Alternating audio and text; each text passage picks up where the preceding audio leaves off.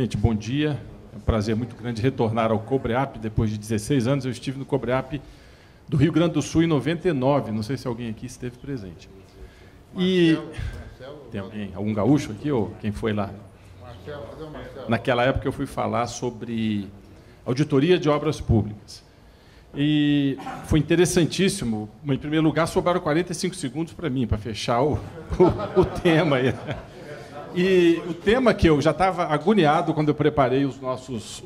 cadê o negocinho aqui? Os nossos slides, né? Os meus slides. Eu já estava agoniado falar de um tema desses em tão pouco tempo, 20 minutos. Isso é um tema para um congresso inteiro. Aliás, eu já deixo a sugestão para que os IBAPs e Cobreap é um evento, né, que, primeiro, convidem mais o TCU e os tribunais de contas dos estados para participar desse evento. Porque é muito interessante essa interação. E porque os problemas são comuns, né? Ainda que vocês lidem muito com obras privadas, né, entre privados, a obra pública hoje é um problema seríssimo. No Brasil, não preciso falar, eu acho que 99% ou 100% aqui, 99% eu sei que ele é advogado, a maioria deve ser engenheiro e arquiteto, sabe bem do que eu estou falando, e ele como advogado também, mas onde que é aqui?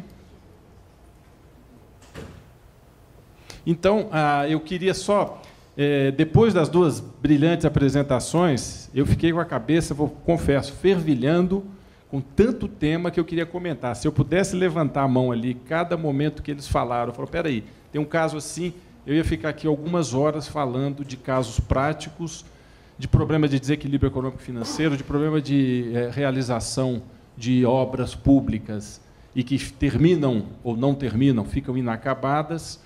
A gente tem, pelo noticiário, aí uma dezena delas, ou melhor, milhares delas. A última levantamento tinha 2.500.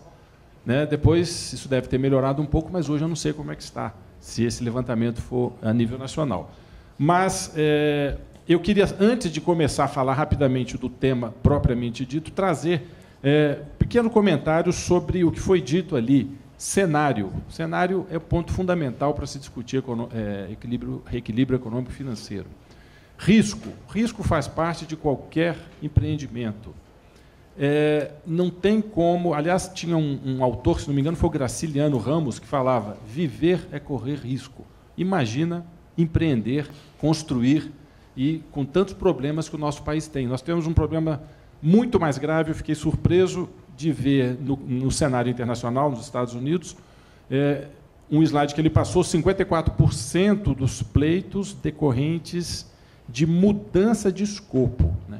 Isso não pode acontecer no caso das obras públicas. Na obra privada, sim, não tem problema, porque é um acordo entre privados, mas, no nosso caso, não, porque a gente fica adstrito ao princípio da legalidade. Né? E a lei é que rege o andamento das obras públicas, não tem como fugir. E, nessa visão, o TCU tem que atuar defendendo o princípio da legalidade, que está no artigo 37 da Constituição. Nós temos uma visão muito legalista. O TCU é um órgão público de controle federal.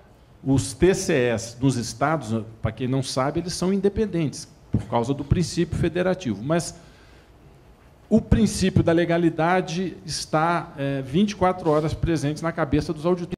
Existe uma linha mais liberal de auditores, outros mais, vamos dizer, duros. Né? Geralmente, o auditor tem cara feia, cara amarrada. Né? Eu espero que a minha não seja tão assim, que não dê para assustar vocês, mas é uma tradição da auditoria. E é um trabalho, de fato, um pouco desagradável e muito pouco simpático. Né? Eu até faço uma pergunta aqui de um ex-ministro do TCU, que ele fazia em todas as palestras dele.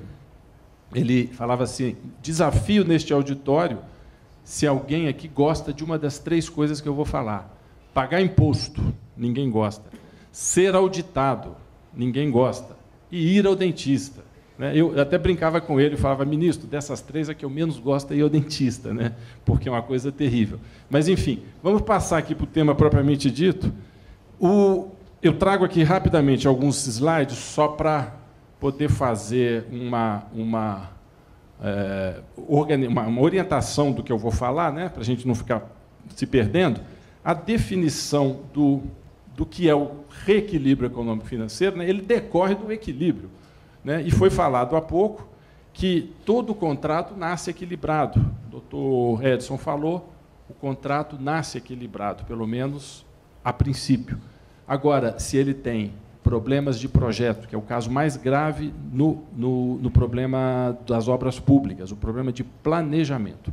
O Brasil sofre de uma doença endêmica de planejamento em todas as áreas do setor público. E os projetos de engenharia não seriam diferentes, né?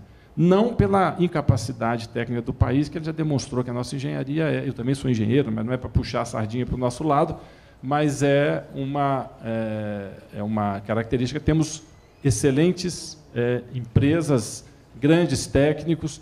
Perdemos muitas empresas projetistas nas décadas perdidas de 70, 80, início de 90, né? Aquelas grandes empresas como Cobrap, lá do setor siderúrgico, que eu lembro, tinha uma grande, que até me falta o nome aqui. Enfim, isso tudo atrapalhou muito o planejamento das obras públicas no Brasil. Mas a definição, então, do reequilíbrio é a manutenção da relação estabelecida inicialmente pelas partes contratantes. Tem aquele ditado que acho que todo mundo aqui conhece: o que é combinado não é caro. Se eu combinei com você fazer desse jeito, né? E no direito tem aquilo, né? A gente vai fazer uma compra numa loja, é um contrato verbal. Eu combino pagar tanto, você me fornece o bem por tanto. É a mesma coisa na obra. E com o risco de uma obra, com o risco de grandes obras, principalmente, túneis, descobertas de acidentes geográficos que não estavam previstos no projeto, lençóis freáticos e por aí vai. Eu cito o exemplo rapidamente do metrô de Brasília, todo cheio de problema de lençol freático que não foi detectado no projeto. Por quê? Incapacidade? Não. Para mim, foi um outro aspecto que é muito presente na obra pública, a pressão política. E esse termo pressão política, ele deve ser encarado não só política, é o termo política no sentido amplo da palavra, né? É o político, o gestor político, o governador, o presidente da República, o prefeito, pressionando politicamente o seu diretor de engenharia, a sua turma que constrói, e a pressão política mesmo entre duas empresas privadas, né? O diretor, o dono da empresa que contrata, ele faz essa pressão. Isso tudo leva a projetos muito corridos, projetos pouco confiáveis. E temos tido isso com muita frequência. Exemplo, aeroportos. O aeroporto de Goiânia não tinha projeto e começaram a obra. Acreditem se quiser, houve licitação sem projeto. Havia alguma coisa de gaveta que ninguém é louco, mas não tinha projeto correto, não tinha orçamento, deu no que deu. Está parado. Tem alguém aqui? Eu falei Goiânia, mas pior é Vitória. Tem alguém de Vitória aqui? Vitória sabe do problema do aeroporto de lá, que está parado já há 6 ou 7 anos.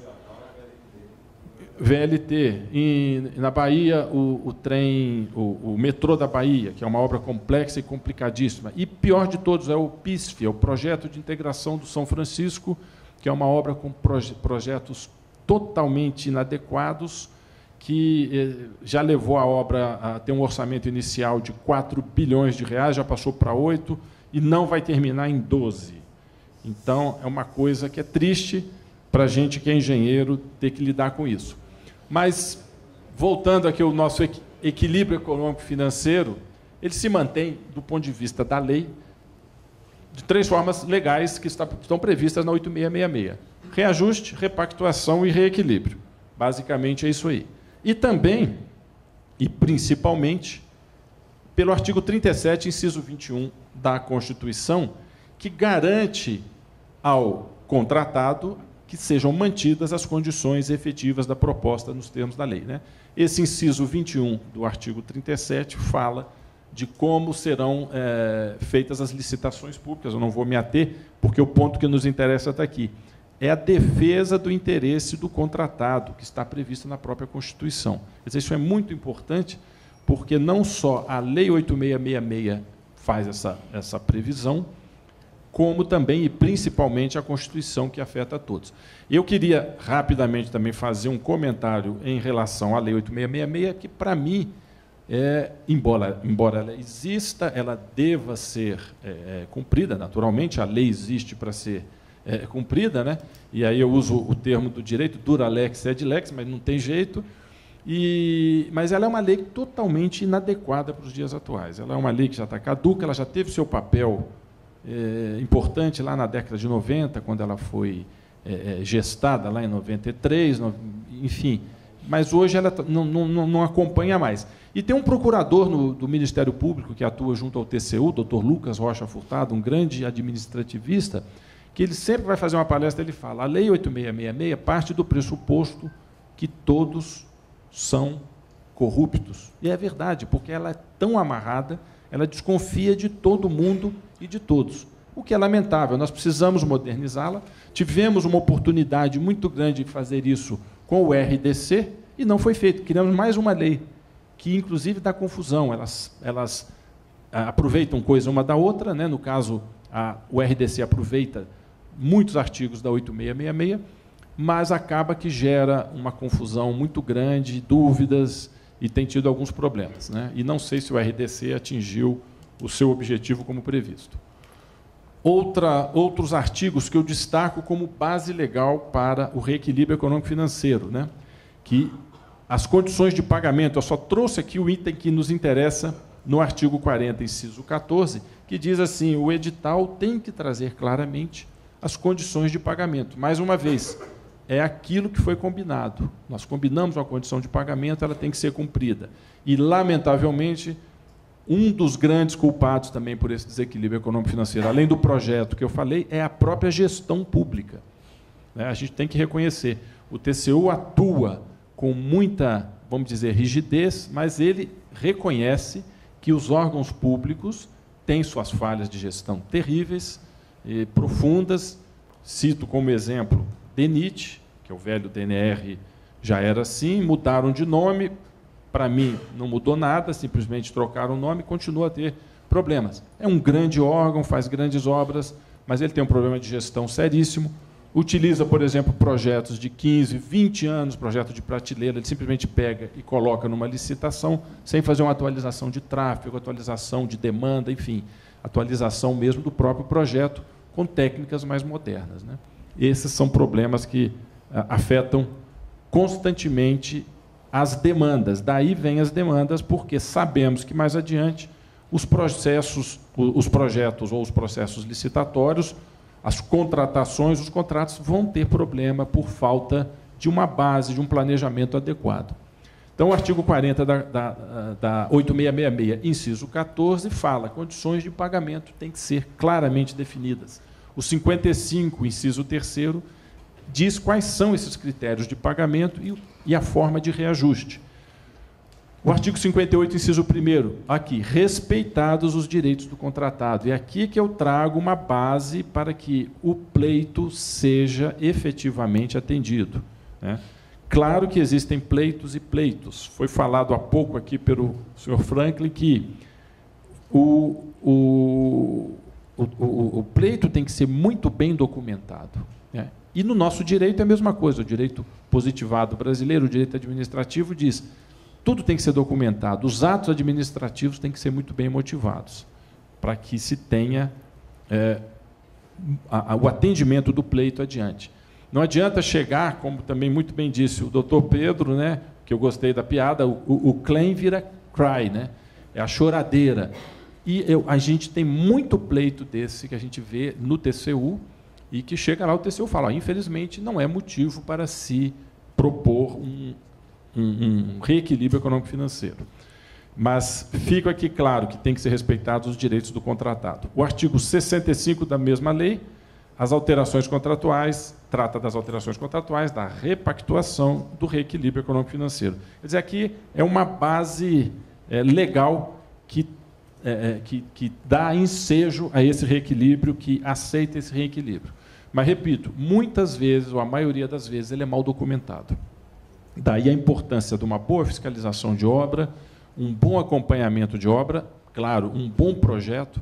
Lamentavelmente, a gente licita a maior parte dos nossos projetos, das nossas obras, com projetos básicos somente, que, se fossem bem feitos, daria para fazer um bom desempenho, ter um bom desempenho durante a obra, mas eles são, lamentavelmente, de baixa qualidade. E isso gera uma série de problemas futuros. Eu, nessas minhas andanças aí, eu estou há 21 anos no TCU, até hoje eu só vi uma entidade que faz licitação com projeto executivo, quer dizer, pronto e acabado, é o Sistema S. Senai, SESI, SESC, Senat, SEBRAE, eles têm uma área de engenharia muito, muito competente e muito séria, isso é muito bom. A licitação não fala sobre projeto básico, 866, como? A 866 fala que é projeto básico, mas é questão... Não, a 8666, até uma parte boa dela, é o artigo 6º, inciso 9º, que diz o que é o projeto básico. Ele é muito bem definido ali. Essa dúvida, né? Mas pode licitar com projeto básico, desde que seja um projeto mais complexo, né? Então, os entes públicos têm muito bem essa coisa. isso. E saem projetos de baixa qualidade. Aí entra aquilo que eu falei há pouco, a pressão política. É um empurrando o outro, e que sempre que eu posso eu falo para os engenheiros, para os diretores de engenharia. Eu tive uma vez em São Paulo, lá na Fiesp, que é onde fica o SESI e Senai, e eu falei para eles, porque hoje o presidente do SESI e Senai em São Paulo é o presidente da Fiesp, que é o Dr. Paulo Scaff, que todo mundo conhece, uma figura pública extremamente trabalhador, o cara é uma figura pública conhecida, e dizem que ele é um tocador de obra, um cara, mas assim, turbinado. Os engenheiros ficam loucos lá. E eu falei, olha, vocês têm que frear o cara. Falar, olha, vou fazer, mas dentro da norma, porque o Sistema S, embora sejam entidades privadas, eles são fiscalizados pelo TCU, porque eles recebem uma parte dos recursos considerados públicos, né? Mas eu gosto de frisar essa parte do planejamento, que eles fazem muito bem feito, mas chega uma hora que a pressão política, eu preciso acabar essa obra que eu quero inaugurar ela em dezembro. Eu falo, meu amigo, em dezembro não dá. Você tem que uma hora enfrentar o seu contratante, no caso o governo, ou o seu patrão, no caso o próprio governo, ou o privado. Fala, eu não consigo fazer essa obra em 6 meses. Por quê? Porque eu sei que vai chover forte em janeiro, fevereiro e março, né? São aquelas intempéries que acontecem, são previsíveis, mas eu não sei em que condições elas virão, né? Esse ano não teve, esse ano foi seco, mas são temas que a gente precisa, são assuntos que precisam ser muito bem estudados antes de cada obra, né, ser iniciada. Então, aqui, rapidamente, eu gostaria de trazer sobre o contrato administrativo, que aqui é o viés, a visão que o TCU tem, e os tribunais de contas, o setor público, que nós trabalhamos com contratos administrativos, que são contratos diferentes dos privados, né? Eles têm um privilégio, eles gozam de privilégio. O setor público, quando assina um contrato administrativo com um ente privado, com uma empreiteira, com uma projetista, enfim, com quem está sendo contratado, existem cláusulas chamadas cláusulas exorbitantes que dão maiores poderes ao poder público, ao ente público. E, nesse sentido, fica um pouco enfraquecido, ficam enfraquecidos os pleitos da entidade privada, do contratado. Os contratos administrativos são regulados por cláusulas do direito público, supletivamente utiliza-se o direito privado, e as imposições do interesse público com prerrogativas de modificá-los unilateralmente, rescindi-los unilateralmente, fiscalizar-lhes a execução e aplicar sanções motivadas pela inexecução total ou parcial do ajuste estão presentes nestes contratos, por força até do artigo 58 da Lei de Licitações, né? Agora, olha aqui que eu fiz questão de botar em vermelho. Ressalvam-se, no entanto, os interesses patrimoniais do privado. É aqui que entra a discussão do reequilíbrio econômico-financeiro, que, lato sensu, ele é dado por aqueles 3 pontos que eu falei: reajuste, repactuação e o reequilíbrio propriamente dito, né? Propriamente dito. Proibições, no caso, veja bem, o Frank falou que, naquele gráfico, 54% dos pleitos de claims são advindos de mudança de escopo, né? Agora, essa mudança de escopo, ela é em que grau, né? No setor público, por força de lei, não é possível termos mudanças de escopo superiores a 25%, no caso de obras novas e 50% no caso de reformas. Por quê? Porque senão há uma desfiguração, você desconfigura a licitação. Ora, eu vou licitar comprar um caminhão de bananas e recebo um caminhão de maçãs. Não foi isso que eu comprei bananas. Então, se eu vou fazer uma obra com uma característica tal, é um hospital com essas características, se esse hospital tem 10 mil metros quadrados e durante a obra eu passo ele para 50 mil metros quadrados, 5 vezes, eu estarei incorrendo numa série de falhas legais contrárias à própria legislação constitucional e à lei propriamente dita, né? Porque eu mudo o escopo e, se eu tivesse lá no início da licitação falado, olha, eu vou fazer um hospital de 50 mil metros quadrados e não de 10 mil, provavelmente eu teria atraído muito mais concorrentes gabaritados para participar, grandes construtoras, que às vezes eles olham e falam, não, um hospital de 10 mil eu não entro, mas eu entro num de 50, num de 100 mil e por aí vai. Né? Então, isso daqui são proibições, são limitações que a lei de licitações e contratos traz no seu bojo. E esse acórdão 1014, aqui já é uma jurisprudência do TCU, né, ele traz no seu item 9.3.1, proibindo a alteração de elementos técnicos da execução sem o correspondente reflexo sobre o valor da contratação. Está aqui o reequilíbrio. Né? E essa decisão 215 também, de 99, ela fala desses limites. Né? Eu não transcrevi aqui porque não ia dar tempo também. Mas ela fala desses limites que têm que ser respeitados, que, excepcionalmente, eles podem ser ultrapassados, desde que muito bem justificados. Né? Por exemplo, o caso do PISF. Né? PISF é Programa de Integração do São Francisco, que é essa obra que todos os senhores conhecem, que está dando muito trabalho para todo mundo, está tendo um custo elevadíssimo, inclusive o custo social, porque ela já está atrasada. Ela foi muito mal projetada, porque ela podia ter sido feita por partes. São, se não me engano, 600 quilômetros, 650 quilômetros de canais, em que ela tem dois lados, elas podiam ser executados por partes, serem enchidos assim, 50 quilômetros, ficou pronto, enche.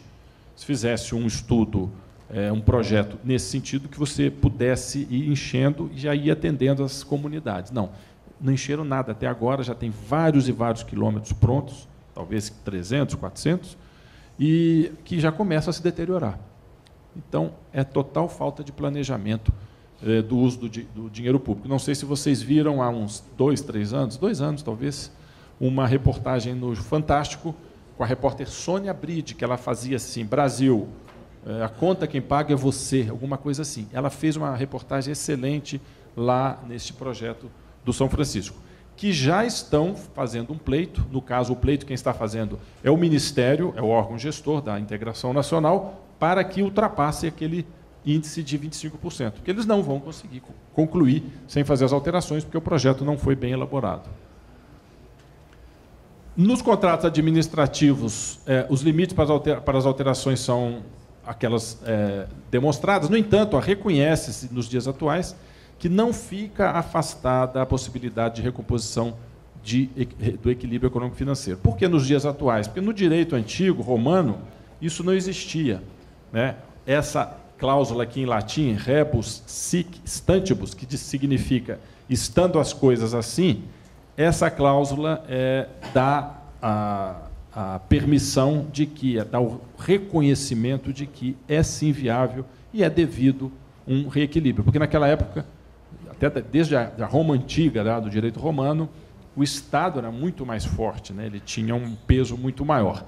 E hoje continua tendo, mas já essa relação Estado e privado já evoluiu bastante. Então, em nome dessa cláusula, verifica-se que, por conta de fatos imprevisíveis, que afetem o equilíbrio econômico-financeiro do contrato, deve ser promovida a recomposição do equilíbrio inicial.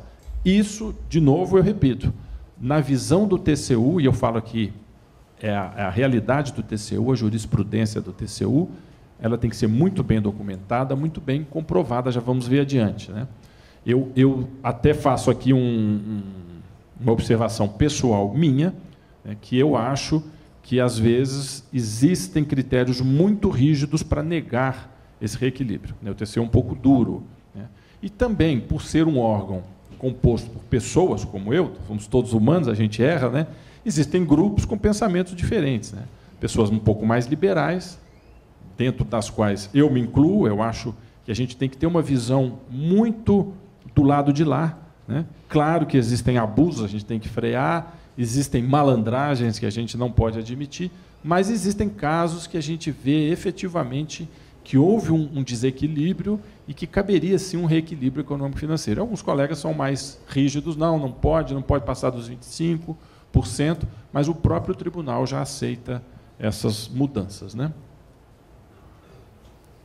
Tudo isso já foi falado, a teoria da imprevisão já foi falado antes pelo Dr. Edson. A teoria da imprevisão é que dá base ao reequilíbrio econômico-financeiro, né? Vou passar aqui rapidamente, mas o que ela fala, né? Ela reconhece que fatos extraordinários, imprevistos, imprevisíveis, inevitáveis e não imputáveis às partes podem alterar a situação do contrato. Por exemplo, hoje a situação econômica do Brasil, apesar dos problemas, já está muito mais equilibrada do que quem viveu aquela grande inflação de 30 anos atrás, década de 80, né? Quem tem mais de 50 anos aqui sabe disso, que a inflação chegava a 80% ao mês. Quer dizer, 25, 30 e 40 era normal, todo mês acontecia isso. Quer dizer, em 3 meses, todos os valores de todos os bens, salários, estavam corroídos em 100%. E, eventualmente, até em 1 mês e meio. Foi o caso no final de 89 para 90. Então, é impossível você fazer qualquer planejamento e manter um contrato desequilibrado daquela forma, né? E, se bem que, naquela época, até a gente não podia chamar aquilo de imprevisível, porque você sabia que a inflação ela aconteceria. Mas hoje não. Hoje um fator imprevisível seria o que aconteceu, essa alta do dólar, né? Que, para mim, tem muito componente especulativo, naturalmente, medo do que vai acontecer, ele está irreal, mas, se alguém tem um contrato que assinou há 4 meses atrás com o governo e que dependa de material importado em dólar, ele vai ter que fazer um pleito para... né, pelo menos o quê? Uns 40% foi o que aconteceu aí em cerca de 40 dias. Então, das 3 formas que nós falamos ali, reajustamento, aqui repactuação e reequilíbrio. Eu volto aqui, no fundo, tudo é reequilíbrio, né? Mas o reajustamento ele está previsto, e a atualização estão previstas no contrato, né? Isso aí é uma coisa que acontece já no edital. Este contrato será reajustado. Se tiver o contrato duração maior do que 12 meses, ele tem o reajustamento automático, né? Essa Lei 10.192 de 2001 também trata desse assunto dos contratos. Prazo mínimo tem que ser 1 ano, a contar da data da apresentação da proposta. Eu, particularmente, agora eu vou fazer aqui uma crítica à Lei 8.666, que eu acho que ela devia ter sido já sepultada, mas não foi ainda, porque ela é muito travada. Eu, particularmente, sou contra o reajustamento automático, porque ele realimenta a inflação. No momento que a nossa inflação estava controlada, 3%, 2 e pouco, 4%, até 4%, eu acho que deveria ser feito, sim, até para a gente evoluir culturalmente, né? Sempre que houver um pleito, que esse pleito fosse para um reequilíbrio do contrato, mas que as partes sentassem. Acabar com essa cláusula automática, que às vezes o empreiteiro fala, mas você ficou maluco, vai tirar isso daí, que é uma proteção para o empreiteiro, né? Para o contratado. Só que tem que, se você já fizer um projeto bem feito, tiver um planejamento bem feito, um orçamento bem feito, e ele entrar com um BDI razoável, um lucro razoável, com aquela proteção que ele pode ter, eu acho que esse reajustamento para obras de curta duração, o que eu falo curta duração, até 18 meses, 24, esse seria desnecessário. Claro que se com 12 meses, 13, ele fala, olha, houve um desequilíbrio aqui num determinado insumo, no cimento, por exemplo, o aço subiu muito por uma demanda internacional muito grande, e o preço aumentou aqui, o que está acontecendo com a carne aqui agora, né? A carne está sendo muito exportada, aqui está um preço insuportável, carne de boi, né? Então, isso pode acontecer com um insumo na construção civil e você fazer um pleito de reequilíbrio. Mas isso é uma ideia que talvez seja um sonho meu, que não seja aplicável aqui para o nosso caso, por conta de temas culturais, de uma história que a gente tem muito entranhada no nosso eu aqui, o problema da inflação. A inflação é uma coisa que que a gente já faz automaticamente as previsões, né? Exemplo, vira o ano, IPTU vai subir, IPVA vai subir, todos os impostos sobem. Por que isso? Só realimenta a inflação, né? E o caso da gasolina também. A gasolina, se ela fosse precificada pelo mercado, hoje ela teria caído de preço. E, no entanto, ela está subindo porque a Petrobras está quebrada. Então, são temas de economia interna que complicam. Então, o reajustamento e atualização de preços está previsto aqui, como eu falei, no artigo 14, artigo 40, inciso 14, né, que o edital vai conter as condições de pagamento, as previsões de atualização financeira e reajuste, a fim de proteger o contratado. Quer dizer, isso é uma forma de reequilíbrio. Evita-se o enriquecimento sem causa do erário público, nesse caso, né, e o artigo 33, parágrafo 3º, também fixa os critérios de reajustamento e de atualização monetária para os contratos, entre a data do adimplemento e do efetivo pagamento. Que é importante fazer aqui um comentário que, além do que se tem para pagar, e já está acabando aqui rapidinho, além do que se tem para pagar, que o governo tem que pagar, os órgãos públicos têm que pagar, eles atrasam o pagamento. É um outro problema que atrapalha, um problema sério, né? Atrapalha muito as obras públicas. Já está acabando, gente, rapidinho. A repactuação, ela é uma vontade das partes, né? Ela tem que acontecer, no caso concreto, quando houver aumento ou diminuição de custos, né? Então, o contrato deve ser revisado, está previsto neste artigo, não é automático e há que se demonstrar a variação analítica de preço. Então, aí é um acordo das partes. E o reequilíbrio é aquele caso pior, que volta e meia muitos empreiteiros requerem um reequilíbrio econômico-financeiro indevido. É aí que a jurisprudência do TCU é um pouco rígida, no sentido de que, até para proteger o erário, né, proteger os cofres públicos, que essa demonstração ela não é muito bem feita. Essa demonstração é a comprovação de que houve perdas efetivas, né? Isso não está vinculado, o reequilíbrio econômico-financeiro não está vinculado a nenhum índice de variação de preço, pode ser a qualquer tempo, em função de variáveis imprevistas, que nós já vamos ver aqui, que são isso daqui, baseados na teoria da imprevisão, decorre o reequilíbrio da probabilidade de perda extraordinária ou extracontratual. E não é corriqueiro, ele não deve ser corriqueiro, né? Embora eu tenha defendido aqui aquela tese que eu falei, eu acho que só devia haver reequilíbrio econômico-financeiro nos casos que fossem demandados, né? Mas a lei hoje não diz isso. Quais são os pontos que ele se aplica? Fatos imprevisíveis, previsíveis, porém de consequências incalculáveis, são aquelas chuvas que a gente sabe que acontece todo ano, janeiro, fevereiro e março, mas pode vir de numa força que destrua o canteiro de obra, destrua tudo e que haja perdas irreparáveis que requerirão um reequilíbrio econômico-financeiro. Fatos retardadores ou impeditivos da execução do ajuste, muitas vezes por conta do poder público, em caso de força maior, caso fortuito ou fato do príncipe, né? Fato do príncipe é aquela determinação estatal, criação de um emprego e outras coisas mais. Por fim, estou concluindo, eu trago a jurisprudência do TCU, alguns acórdãos, são 6 acórdãos de uma centena que tem lá, que trazem o seguinte, olha, a mera variação de preços ou flutuação cambial não é suficiente para a realização do reequilíbrio econômico-financeiro.